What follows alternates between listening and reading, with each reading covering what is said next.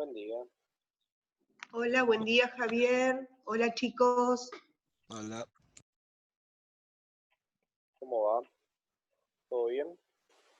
Todo bien, ya es viernes, profe, uno ya sabe que mañana y pasado, ¿sí? Si bien hay que hacer un montón de cosas, no está uno tan obligado con los horarios. Sí, es otra cosa. Buenas, Orlando. Hola, don Orlando, ¿cómo le va?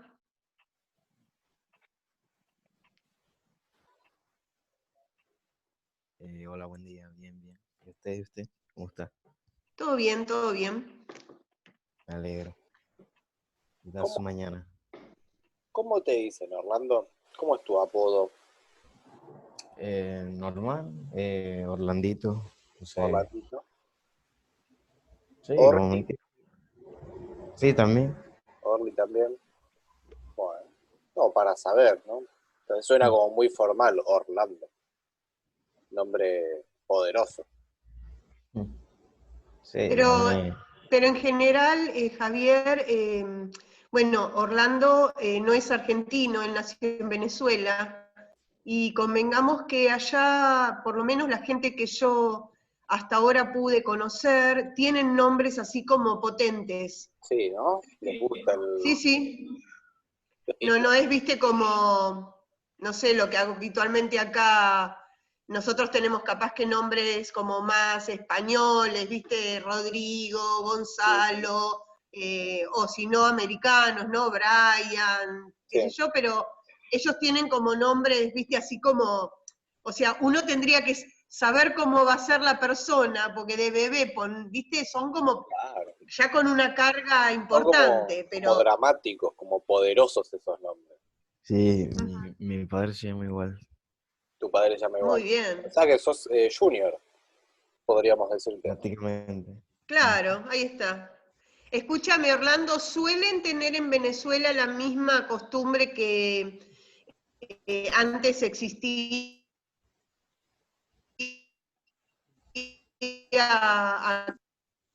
acá también? ¿Cómo? Se Se cortó trabó. ahí. Perdón. Si en Venezuela tienen la costumbre de que los hijos suelen llevar el nombre de los papás y las hijas el nombre de las mamás. Sí. Claro, depende. Un ejemplo. Con mi familia me pusieron igual que mi padre. El papá de mi papá no se llama igual, Ah, pero yo por un ejemplo, cuando quiera, si tengo hijos, no pienso ponerle Orlando, no sé. te lo pregunto porque, por ejemplo, Ariadna, que es compañera de ustedes, el Sí. segundo nombre de Ariadna es el nombre de la mamá. Entonces, por eso me llamó la atención. Claro. Sí. Sí, acá antes se hacía, ahora creo Yo, que se ha dejado de hacer, ¿no? Va, no yo, tanto. hermana, o sea, tengo hermana, pero ella es fuera no es con mi mamá. Claro. De Y, o Es madre, sea, hermana por la parte de madre. tu papá. sí, y no tiene nombre como, por decirte, mi mamá se llama Michelle. Y mi hermana se llama Nelly, pero no se acerca por ahí. Joaco, buen día. Hola, Hola profe. Joaquín, ¿cómo andás? La Rachel. Bien. ¿Todo bien? ¿Qué tal la familia? Bien, tranqui. Bien. ¿Papi está Por suerte. trabajando, Joaquín? No. No, Por está bien. como medio de seguridad, no. Sí, Por sí, las dudas. sí, por eso te lo pregunto, porque tengo también un primo y no está trabajando por temor justamente a quién se pueda subir y cómo pueda subir y después uno lo lleva a la casa, por eso te preguntaba. Bien. Por las dudas, no. ¿Y mami está trabajando desde casa con los nenes? Eso sí. Sí. Ujú, muy bien. También hace Hola videollamadas. Nayara. Hola, Claro, buen día. Buen día. se está incorporando Martino, que siempre Sí. está. Ahora viene Manuel. Manuel también, aunque no lo veamos. Viene un poco lento, se ve que se tomaron muy a pecho esto del viernes. No, lo que pasó es que es a las 9 de la mañana, profesor, Es difícil, y ya lo ellos sé. abren los ojitos después de mediodía. Sí. Ujú. No te voy a mentir, es verdad. Profe, si ya lo sabemos, a ver. Sí, sí, Yo, yo te digo, mi temor es si volvemos a las clases. ¿qué va a pasar ahí? No sé quién se va a poder Ahí sí que levantar para estamos estar 7:30 complicados. en el Vamos a cole. mandar con cara dormido. No sé, vamos a tener que hacer una práctica de 15 días antes. Hola Martino, hola Manu, ahí se está conectando. Hola, buen día. Un día. Mirá qué camisa, Martino. ¡Guácala! No, es un buzo. No, es un buzo. Muy bueno, muy bueno. Sí, me gusta. Veo que están todos como muy pelo largo. Veo que no hay Gracias. mucha voluntad ahí en la Parece casa uno. de cortarse el pelo. Cool, pero yo es la tercera vez que me corto el pelo. Bueno, pero no te veo, Manuel. Ok, perdón. Está bien, buen punto. Hola, Jimmy. Hola Jimena, ¿cómo te va? Sí que nadie me ve. Hola, bien. Me alegro. Mal. Bueno, a Euge no sé qué pasa, que se ve que entra y se le sale, no sé. No logra conectarse. Ahí, parecía. Raro que no esté Juan Manuel, que suele estar siempre. Sí. Y ahora, si se conecta, se va a conectar sin imagen por el temita de salud. Si se conecta, no Ujú. sé. Serena suele no aparecer, Juan Cruz cuando tiene ganas. Sí. Bueno, Pero tenemos, es raro que tampoco aparezca Valentina, que siempre suele estar. sí, pensé que iba a haber un par más. Ujú. Me han roto el corazón, chicos. Verte están dormidos. Todo así grande largo. Bueno, profe, ¿les podés romper el corazón a ellos? Dale.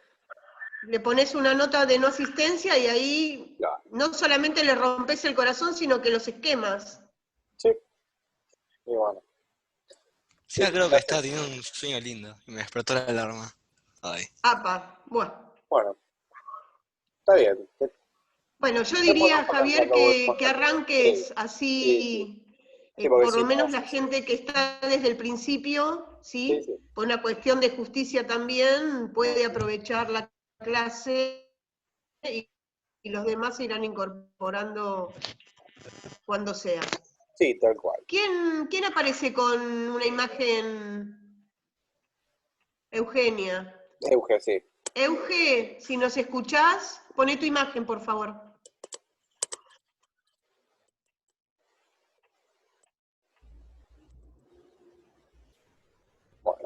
Bueno. Ahí creo que ya está cambiando. Bien, les comento. Hace poco arrancamos, ¿no?, con esta nueva unidad, con este nuevo capítulo en el libro, que es el de El 3. posterior justamente a la crisis del siglo XIV, ¿no? Que vimos que hay un momento de expansión económica, de expansión demográfica, o sea, de la población, ¿no? Y empezamos a ver que que empiezan a... ¿Se me cortó? Creo que se me cortó. Se le trabó. Sí, Ah, pensé que era yo. que se me Estaba trabó. esperando a ver que la remate. No, perdón. Bueno, nada, que eso, que empezamos, ¿no?, este nuevo capítulo que vamos a empezar a ver, que es el capítulo del Renacimiento, ¿no? A veces les suena esa palabra, ¿no? Renacimiento. ¿Alguno habrá escuchado? Sí. Sí. Bueno, vamos a tratar de ver un poco qué es esto, ¿no? A ver, para ubicarnos. Cuando uno piensa Renacimiento sobre todo da cuenta de cambios culturales. Ahí tiene un ruido como de interferencia muy molesto. Voy a silenciar a todos por las dudas. ¿Sí? Y si quieren intervenir, se desilencian. Bien, perdón, les decía, ¿no? Renacimiento es sobre todo un movimiento cultural, artístico, ¿no? ¿Ok? No da cuenta de los cambios económicos o políticos, pero es este periodo, ¿no? Este momento del siglo XV, sobre todo, ¿no? Del siglo XVI incluso, digamos, se prolonga. Entonces, para que los ubiquemos más o menos en términos de tiempo. Nosotros veníamos crisis del siglo XIV y estamos empezando a ver siglo XV, un poquito del siglo XVI. En términos políticos, vimos que lo que estaba pasando es que los reyes empiezan a centralizar el poder, ¿no? Vimos que, pues estábamos viendo que venimos del feudalismo, donde cada señor feudal, de alguna forma, ¿no? Es un rey en su feudo, ¿no? O sea que teníamos esta fragmentación, la habíamos llamado, del poder político, no hay un poder centralizado, y eso vemos que con la crisis del siglo XIV empieza a cambiar. Que los reyes aprovechan esta crisis, ¿no? Y empiezan a juntar, podríamos decir, ¿no? Juntar poder, ¿no? Y empezar a centralizarlo, y podríamos decir que es que los señores feudales no es que desaparecen, pero pierden, ¿no?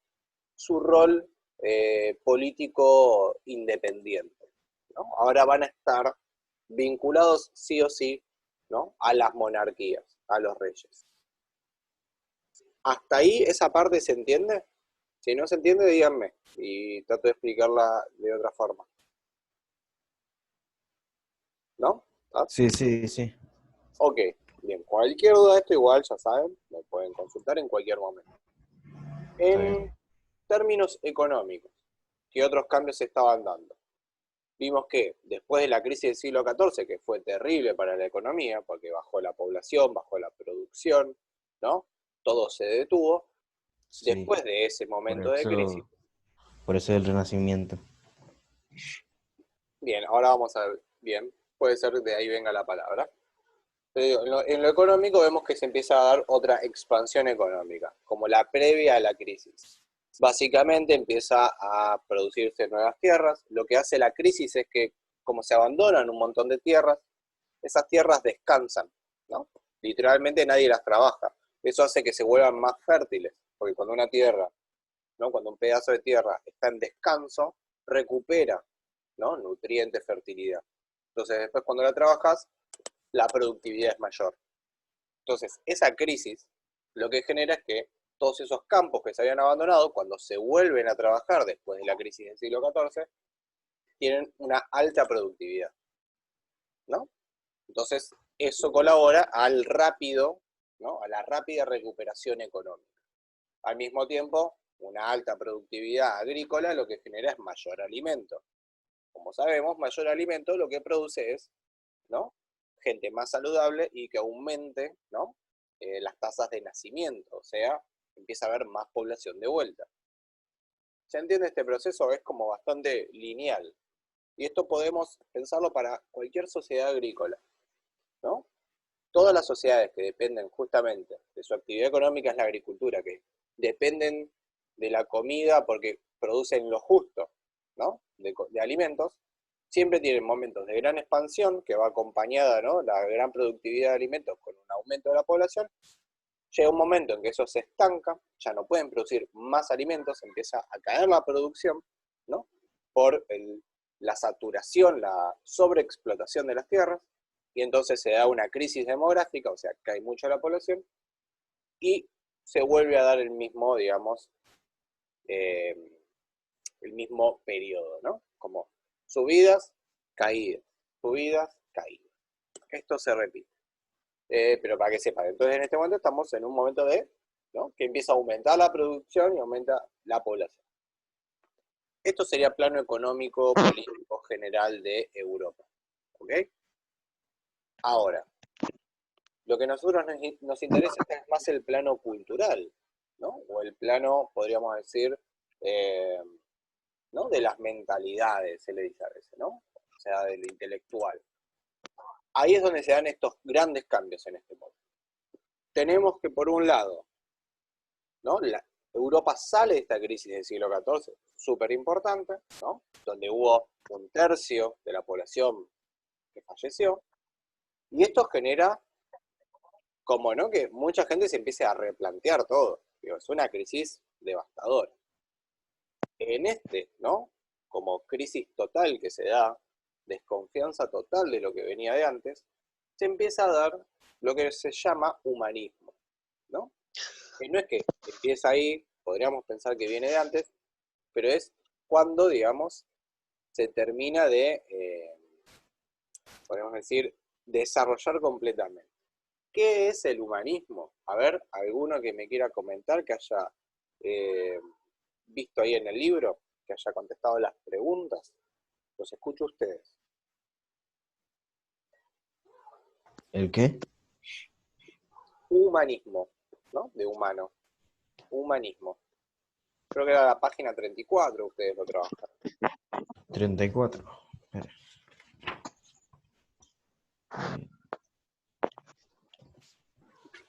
¿Algún otro, otra que quiera? También, digo, puede colaborar, participar.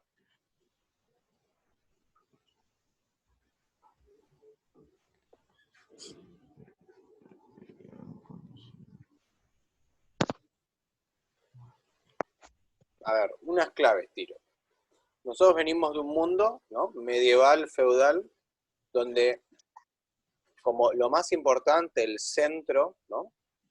Podríamos decir el centro cultural, es la religión, ¿no? Dios está en el centro de todo. Sí.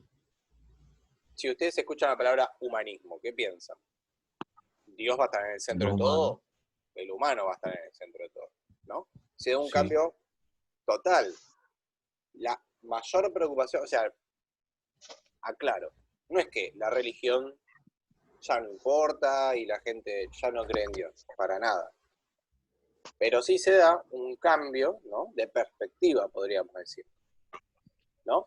Si antes se valoraba e importaba mucho más Dios porque se estaba pensando en la vida después de la muerte y en el cielo, ¿no? En lo que venía después de esta vida terrenal, después de una crisis tan grave como la del siglo XIV, donde muere básicamente 1/3 de la población europea, si no más, como que eso ya se vuelve, ¿no? Como que la vida después ya no alcanza eso, ¿no? El cielo prometido ya no reconforta las almas, podríamos decir. La gente empieza a revalorizar la vida terrenal, podríamos decir, la vida acá, y dejar de pensar tanto en qué sigue después. Y en ese recuperar la vida terrenal, ¿no?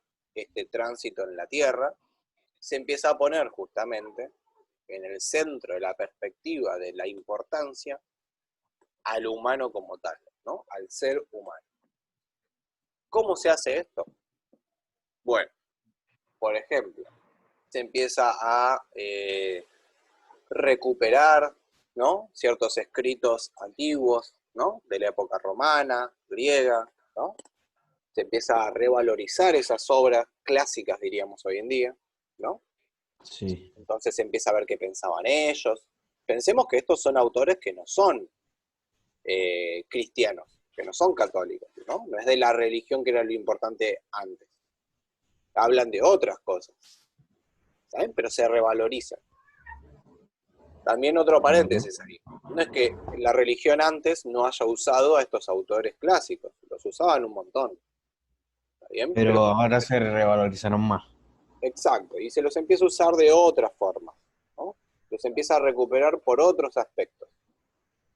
Por otra parte, ¿qué otra cosa tenemos en el humanismo? Empieza a haber un deseo, ¿no? De poder conocer, podríamos decir, conocer la naturaleza que nos rodea.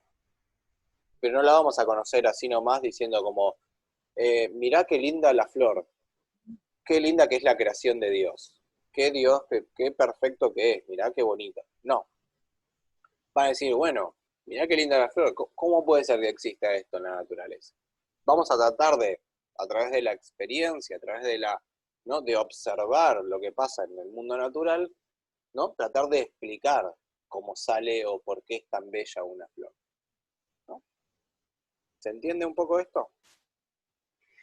Sí, O sea, lo que se da es una búsqueda personal, individual de cada ser humano, de tratar de explicar, ¿no? Este las mundo teorías. natural que lo rodea. Que Vale. esto no significa alejarse de la religión, sino que la religión ahora ya no es lo único que importa, vamos a No compartir. está tan en primer plano. Exacto, ¿no? Y empieza a cobrar mucha fuerza esta idea de la experiencia, ¿no? Individual, tanto para razonar y observar la naturaleza como para representarla artísticamente, ¿no? Este individuo cobra un poco más de importancia. Esto, ¿no? Esta como revolución de pensamiento, podríamos decir, de humanista, ocupa muchos espacios, ¿no? Muchas, podríamos decir hoy en día, disciplinas, o incluso se podría pensar ciencias, por más que todavía no son ciencias en sí determinadas. Va desde pensar la política, con un autor como Maquiavelo, que tal vez lo escucharon, a, obviamente, el arte, que va a ser el Renacimiento, a, por ejemplo, ¿no? La filosofía, ¿está bien? Con Erasmo de Rotterdam, que es un autor así importante, o Tomás Moro, ¿no? Va a todos los campos, repensar, desde poner en primer plano el humano. Antes de esto, digo, para que sea una idea del cambio, tal vez un filósofo, antes de este repensar humanista, iba a la universidad y el filósofo en realidad también era un teólogo, entonces como que su tesis final, ¿no? Para doctorarse, ¿no? En términos actuales, para terminar su carrera era alguna tesis sobre Dios, ¿no? Las formas de Dios en el bla bla. Y ahora empieza a cambiar eso. Se empieza a pensar más sobre el humano, sobre la naturaleza, que en última instancia igual son extensiones de Dios, porque siguen siendo creadas por Dios para estas personas. Claro. ¿Está bien? No es que se las niega, no se niega a Dios. No pensemos eso porque si no, le estamos pifiando. Bien, ahora sí, más o menos que pensamos un poco lo que es el humanismo, es muy largo y es muy... y en realidad cada autor humanista es muy diferente entre sí, así que yo hago una generalización muy grande. Empecemos a pensar un poco lo que es el Renacimiento, ¿no? Llevemos esta idea de poner en el centro al humano al arte. ¿Qué va a pasar? Lo que llamamos el Renacimiento. Por ejemplo, ¿dónde surge el Renacimiento?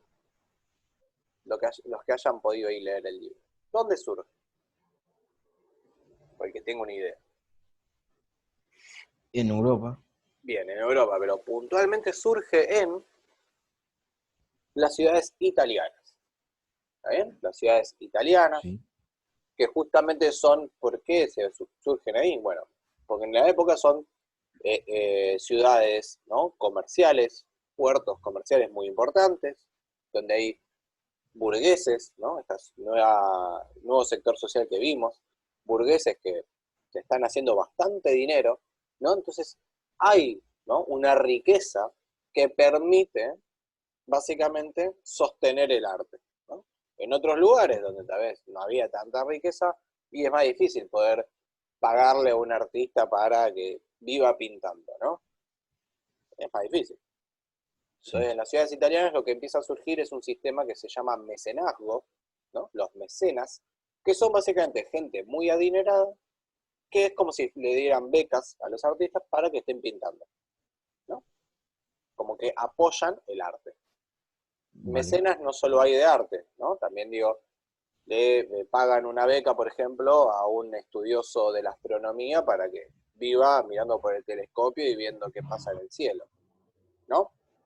Digo, ocupa todo el espectro de la ciencia y el arte. Pero bueno, surgen en estas ciudades justamente porque hay una realidad material que lo permite. Hay personas con plata interesadas en que alguien pinte un cuadro muy lindo y tenerlo en su castillo. Ahora uno puede pensar, ¿por qué van a gastar plata en eso? ¿No? ¿Por qué? ¿Para qué sirve? Para que haya una civilización más, no sé, que avance más, que Para no se mostrar estanque. estatus. Para mostrar estatus, ahí me gustó, ¿no? Como para decir, miren lo importante que soy y miren la plata que tengo, que me puedo costear, ¿no? Tener un cuadro hecho por este pintor, ¿no? Que la rompe. Así de dinero tengo. Pensemos que es una época, además, donde justamente todavía, por más que ya no es el mismo feudalismo de antes, donde los señores feudales son súper importantes, el estatus juega un rol muy importante. Y los nobles, por nacimiento, son más, o tienen un estatus más elevado que los burgueses. De hecho, vamos a ver que muchos burgueses van a tratar de comprar títulos, ¿no? De nobleza. O sea, ser nobles, convertirse en nobles comprando el título. Que en realidad no, digo, porque por nacimiento no pueden, ¿no? Es todo siempre una búsqueda de estatus social. El arte juega un rol en eso. Si vos tenés dinero, tenés que mostrarlo, básicamente, ¿no? Porque además Ok. mostrarlo y ganar estatus social, después a la larga te va a traer justamente conexiones y beneficios económicos probablemente. Es lo mismo por lo que una persona con plata se compra un Mercedes en vez de comprarse un Renault 12, ¿no? Digo, si lo tenés que mostrar para que la gente vea quién sos. Bien, no saben lo que es un Renault 12, pero es un auto así muy viejo.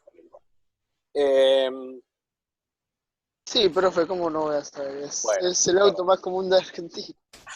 sí, igual ya quedó viejito, incluso para la gente. Pero andar. Perdón, les digo así, muy rápido. Hay dos momentos del Renacimiento, sobre todo en Italia, ¿no? Hay alguien con una bocina afuera, me está quemando el... Bueno, hay una etapa que la llamamos 400, que en italiano básicamente significa el 1400, ¿no? 1400, 400. Y la segunda etapa que es el 500, que sería el 1500, ¿no? Bastante básico. ¿Qué son estas dos etapas? Son dos etapas en las que podemos separar el Renacimiento en Italia, que obviamente es una separación media arbitraria. No es que sea tan notoria la división entre estos dos momentos. ¿Ok? Pero se lo suele separar en esos periodos. Del 580 al 480 hay una profundización de ciertas ideas, como por ejemplo, ya importa menos representar en el arte, ¿no? Imágenes religiosas, ¿no? Como que hay una mayor radicalización, podríamos pensar, del mensaje humanista. En términos artísticos, y ahora voy a mostrarles igual un par de imágenes, ¿qué destaca al Renacimiento, a este humanismo llevado al arte?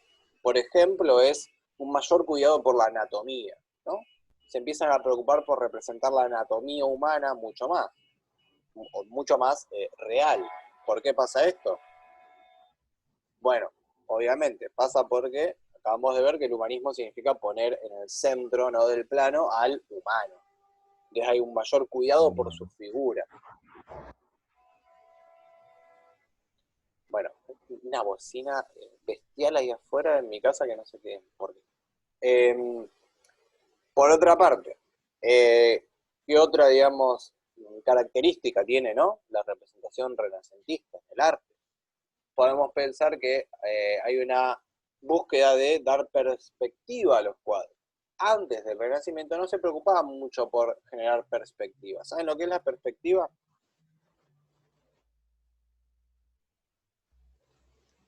¿No? La vista del otro ¿Cómo? puede ser, o algo parecido. ¿De vuelta? Perdón. La vista del otro puede ser, o algo parecido. Sí, pero en términos tipo pictóricos, digamos, ¿no? Es darle profundidad a algo, ¿no?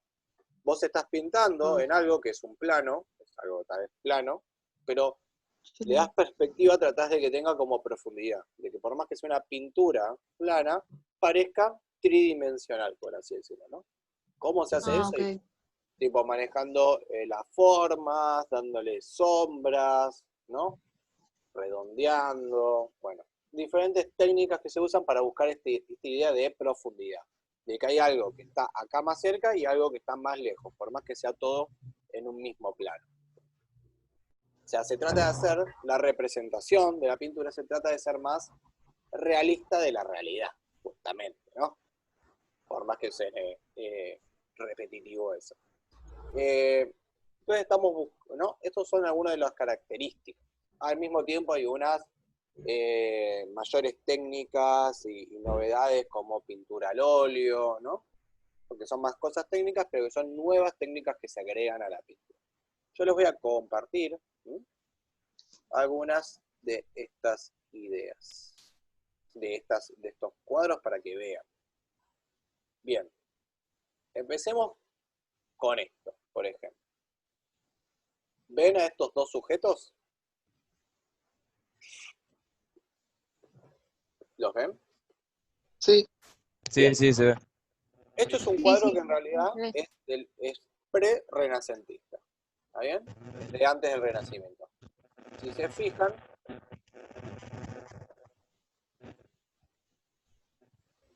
fijan, van a ver que, o sea, las figuras están bien, qué sé yo, ¿no? No están tan mal.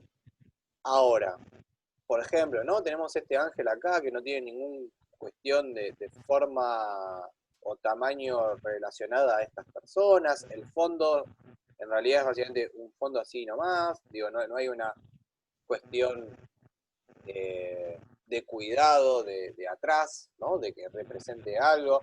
Y vemos que están como en el mismo plano, ¿no? No hay realmente una profundidad en la pintura. Hay un ruido horrible. Orlando, ¿puedes silenciarte? Pasa que se me pegó la compu. Ah, ok. O sea, los Después, escucho, pero no veo, pues. Por eso no está. no he dicho nada sobre el cuadro. Ok, tranqui. Después, por ejemplo, esto es alguien que está ya, ¿no? Anticipando varias de las cosas del Renacimiento, este cuadro. Es de Giotto di Bondone. Tenemos una representación religiosa, ¿no? Ahí no cambia la temática, pero ya vemos, ¿no? Cómo se ponen ciertas figuras en otro plano, dándole como esta tridimensión, ¿no? Tenemos una figura central, tenemos gente que, mientras a medida que va acercándose a esta puerta, a este edificio, parece que está más lejos, ¿no? Como que podemos ver que acá hay un plano primero, alguien que está más cerca y alguien que está más atrás, ¿no? Pensemos en esto, por ejemplo. Tal vez se me corte, porque tengo baja tensión, chicos. Les aviso. ¿Me siguen escuchando? Creo que me tilde.